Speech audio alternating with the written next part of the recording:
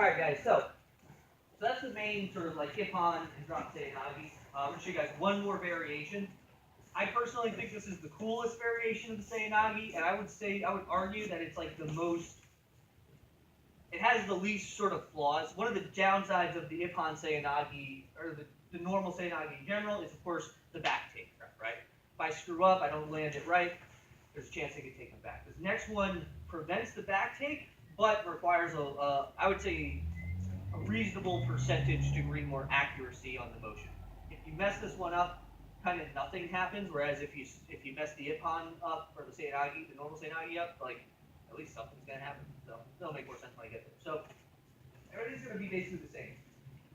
I snapped it down, I pushed him back, he came in, but instead of going under the armpit with my the inside of my elbow, what I'm gonna do, turn it this way, I'm gonna make a strong flex of my large arm muscles. All right, so I'm flexing these guns, and I'm going to take my elbow and go into that crutch.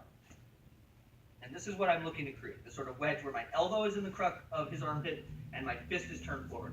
It is very, very critical, and I'll demonstrate why in a minute, that I do not let my wrist bend back. If my wrist bends back, this is nothing. Like this does absolutely, as you can see, you can hear my struggle sounds.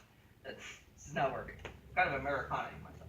So I need this to be here. You actually see it, as I turn him, he starts to kind of lurch forward. Okay. So again, I push him back, he comes in, I'm going to drop here. Okay, so my elbow is wedged against the armpit, my fist is facing the floor, and then what I'm going to do is all the principles are the same, but the fulcrum becomes more my shoulder, and I'm just going to lift and take him up. Okay, so I'll do that one with a little bit more zazz. So we're here, I punched him back, he came in, boom, and I take him over. It's called a Morote Seoi Nage. I guess, I don't know, would people normally do that without dropping to their knees, or is that traditionally dropping to the knees? It's like the Ippon Seoi Nage, you can do it both ways. Yeah, I haven't seen it traditionally from the feet, but I don't know as much about judo. So pretty much straightforward, invisible opponent. I had the lapels. Same idea, checking the time, but this time I'm making sure to keep my wrist flexed. I'm coming in, and this is sort of the position. I like to think of it like I want to go, and I almost want to punch the earth. Does that make sense? Mm-hmm. If I don't, so let me actually note one thing. You go again. So if I go again, punched him back, he came in, my wrist bends back. This will never work in a million years. In fact, you could argue I'm in an even more vulnerable back mount position.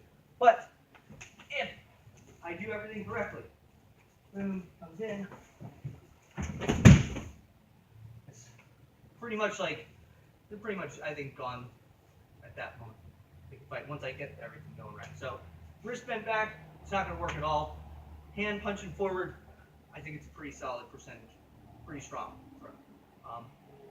So the nuances are weird. Be careful of practicing this one because they kind of, with the Ippon Seoi Nage, they kind of rotate over your shoulder. With here, they're kind of higher up on your elbow, so the fulcrum is higher in the air. So what ends up happening is they kind of tip up, right?